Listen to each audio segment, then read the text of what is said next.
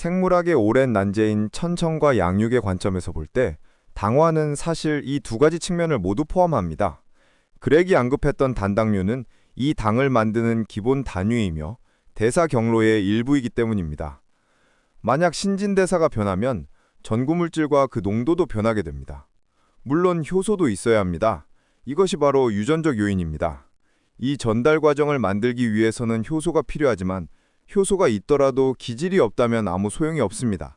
즉, 두 가지 모두 필요하며 이 둘의 상대적인 농도가 해당 변형이 일어나는 정도를 결정하며 이는 고도로 조절됩니다. 예를 들어 세포 A, B, C에 동일한 유전자를 넣었다고 가정해 봅시다.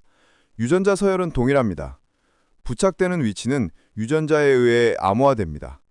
하지만 당소의 유형은 실제로는 세포 내의 모든 효소에 의해 결정됩니다. 그렉이 지적했듯이 당화는 소포체, ER에서 시작하여 골지체, 골지에서 마무리됩니다. 이 과정은 세포 내 효소들에 의해 좌우됩니다. 따라서 동일한 단백질이라도 다른 세포에 넣으면 다른 당쇄로 가질 수 있습니다. 여기서부터 다양성이 시작되는 것을 알 수 있습니다. 동일한 유전자를 가지고 있지만 이제 이 모든 효소들이 관여하게 됩니다. 효소는 세포마다 다를 수 있으며 이는 큰 차이를 만들 수 있습니다. 그렉이 ABO에 대해 설명하며 말단 당 변형 1, 2, 3, 4, 5, 6형을 훌륭하게 다루었습니다.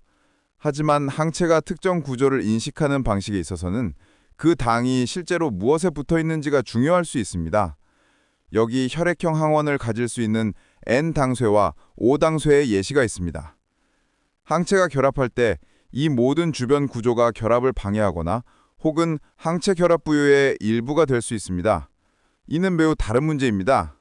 따라서 적혈과 내피세포에 대해 이야기할 때 그렉이 지적했듯이 A 또는 B 항원을 부착하는 비계러크를 하는 당소의 유형이 중요할 수 있습니다.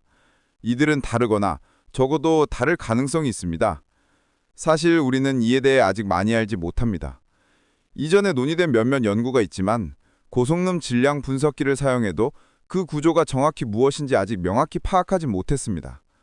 부분적으로는 이 당들이 연구하기 매우 어렵기 때문입니다. 그렉이 언급했듯이 1형부터 4형, 그리고 6형까지 우리가 많은 조직에서 발견한 유형들이 있습니다. 하지만 우리가 역사적으로 사용해온 시약들, 예를 들어 식물에서 유래한 렉틴 같은 것들은 우리 실험 환경에 맞게 진화하지 않았기 때문에 우리가 원하는 만큼 특이적이지 않습니다. 그럼에도 불구하고 우리는 항체가 이 당들에 결합하는 방식이 다른지 정말로 이해하고 싶었습니다. 우리는 응집 반응을 사용합니다. 효과가 확실하기 때문입니다. 하지만 이 방법은 ABO 항원에 관해서는 항체가 이 당에 결합하는지 저 당에 결합하는지 알려주지 않습니다. 그래서 우리는 이 당들의 라이브러리를 합성했습니다. 이 당 하나를 만드는데 약 6개월이 걸립니다. 효소가 필요하고 정제 과정도 거쳐야 하며 유기화학을 좋아해야 합니다. 다행히 우리 연구실에는 이 일을 정말 좋아하는 사람이 있습니다. 그는 이 많은 당 구조물들을 만들었고 기본적으로 이 어레이를 가져와 로우 어레이 플랫폼에 올렸습니다. 그리고 그는 응집 반응으로는 동일하게 보였던 3명의 서로 다른 개인에게서 채취한 항체들이 이 A형에 대해서는 다르게 반응하는지 확인했습니다. 지금은 3명 이상으로 확정했습니다. 여기 두 가지 예시를 보시면 항체들이 특정 A형에 더 잘 결합하거나 혹은 더 약하게 결합한다는 것을 알 수 있습니다. 즉, 응집 반응은 훌륭한 방법이지만 A형까지는 알려주지 못했습니다. 이것이 중요한 이유는 우리가 이식을 위해 응집 역터를 측정할 때 적혈구를 사용하지만 우리가 정말로 중요하게 생각하는 것은 신장에 있는 ABO 항원이기 때문입니다. 다시 말이지만 이것은 우리가 하는 방식에 대한 비판이 아니라 우리가 가진 최선의 방법이라는 의미입니다. 우리는 이를 평가할 더 나은 방법이 있는지 알아내려고 노력하고 있습니다. 그렇다면 이 항체들은 어떻게 형성되는 것일까요? 왜 사람마다 특이성, 전체적인 수치 등이 그렇게 가변적일까요? 이를 연구하기 어려웠던 이유 중 하나는 이 현상을 살펴볼 적절한 모델이 없었기 때문입니다. 부분적으로는 우리가 논의했듯이 ABO 항원은 탄수화물이며 다형성 구조물들이기 때문입니다. 하지만 우리가 사용하는 대부분의 동물 모델에서는 이것이 다형성을 보이지 않습니다. 우리가 동물을 사용하는 이유는 연구에 필요한 모든 도구를 갖추고 있기 때문입니다. 이러한 한계에도 불구하고 우리는 면역학에서 가장 흔한 동물 모델인 쥐, 마우스를 활용하기로 했습니다. G는 H 항원을 만드는 데 사용되는 동일한 기질을 가지고 B2당류라는 것을 만듭니다. 이름처럼 B 항원에서 푸코스가 빠진 것과 유사합니다. 저희의 질문은 만약 이 B2당류를 담당하는 효소를 노가웃 시킨다면 B형 사람과 O형 사람처럼 B형 G와 O형 G 모델을 만들 수 있을까였습니다. 사람들은 이미 A형이나 B형 적혈구를 G에게 주입하면 해당 적혈구에 대한 항체를 만든다는 것을 보여주었습니다. 하지만 이는 우리가 항체를 만드는 방식과는 다릅니다. 우리는 보통 생후 4개월 이내에 부적합 혈액을 수혈받지 않으며 그것이 우리가 항체를 만드는 이유도 아닙니다. 우리는 생애 초기에 경험하는 것과 더 유사한, 즉 자발적으로 서서히 항체를 만들어내는 모델을 개발하고자 했습니다. 연구 결과 B형 G는 B형 사람들이 항비 항체를 만들지 않는 것처럼 IgM 항비 항체를 만들지 않았습니다. 하지만 O형 G들은 그저 사육실에서 음식을 먹으며 지내는 동안 시간이 지남에 따라 점차 항비 항체를 만들었습니다. 그들은 IgM뿐만 아니라 시간이 지나면서 IgG도 생성했습니다. 이로써 우리는 특별한 처치 없이 자발적으로 항체를 생성하는 모델을 갖게 되었습니다. 핵심은 이 항체들이 임상적으로 유의미한지, 즉 용혈성 수혈 반응을 유도할 수 있는지였습니다. 많은 항탄수화물 항체들은 임상적으로 중요하지 않기 때문입니다. 이를 확인하기 위해 연구자는 B형 G에게 B형 적혈구를 수혈하고 O형 G에게도 동일한 B형 적혈구를 수혈했습니다. 그녀가 B형 G에게 B형 적혈구를 수혈했을 때는 용혈이 관찰되지 않았습니다.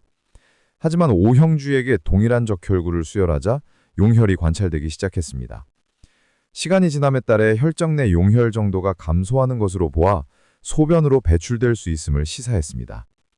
실제로 소변을 확인했을 때 용혈성 수혈 반응의 증거를 볼 수 있었습니다.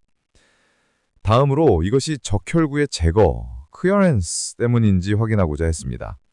적혈구를 표지하고 수혈했습니다. B형 수혜주에게 B형 적혈구를 수혈했을 때 세포는 정상적으로 생존했습니다. 하지만 동일한 수혈을 O형 수혜주에게 하자 가변적인 반응이 나타났습니다. 과학을 할 때는 데이터가 완전히 분리되는 것을 선호합니다. 연구하기 쉽기 때문입니다. 하지만 저는 이것이 바로 우리가 임상에서 보는 현상이다 라고 말했습니다. 그렉이 지적했듯이 어떤 환자들은 전혀 문제가 없는 반면 어떤 환자들은 나쁜 결과를 마주합니다.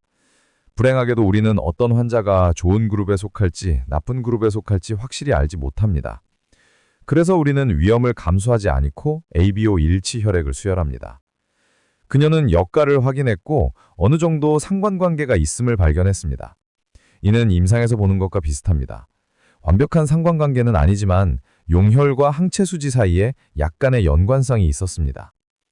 다음 질문은 이러한 가변성이 어디에서 오는가 였습니다.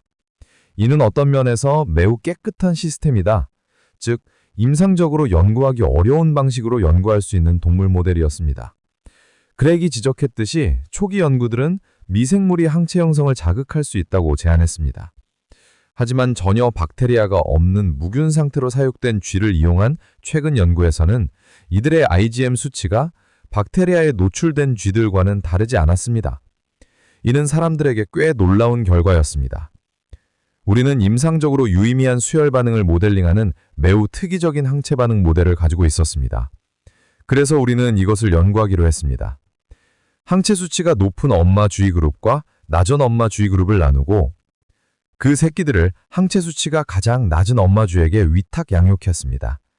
그 결과 낮은 항체 그룹에서 양육된 새끼들은 항체 수치가 시간이 지남에 따라 감소했습니다. 반면 높은 항체 수치를 유지했던 고조군 그룹의 항체 수치는 계속 높게 유지되었습니다. 이렇게 두 그룹이 분리되었습니다.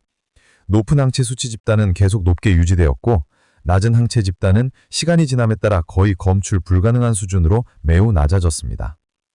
물론 다음 질문은 마이크로바이옴이 이에 영향을 미치는가 하였습니다. 그래서 우리는 16S 검사를 수행했고 약간의 변이를 발견했지만 그것이 항체 형성 여부와는 전혀 상관관계가 없었습니다. 다음으로 교차 위탁 양육 엑스퍼름을 했습니다. 항체가 없는 엄마쥐의 새끼를 항체가 높은 엄마쥐에게 위탁 양육하고 대조군으로 같은 배에서 태어난 다른 새끼를 항체가 없는 엄마주에게 위탁했습니다. 그 결과 항체가 없는 엄마주에게 맡겨진 새끼는 항체를 형성하지 않았습니다. 하지만 그 형제자매를 항체가 높은 엄마주에게 위탁 양육하자 IgM과 IgG 항체 모두가 형성되었습니다. 이 결과는 어떤 환경적 요인이 이 항체들의 형성을 촉발할 수 있음을 시사했습니다.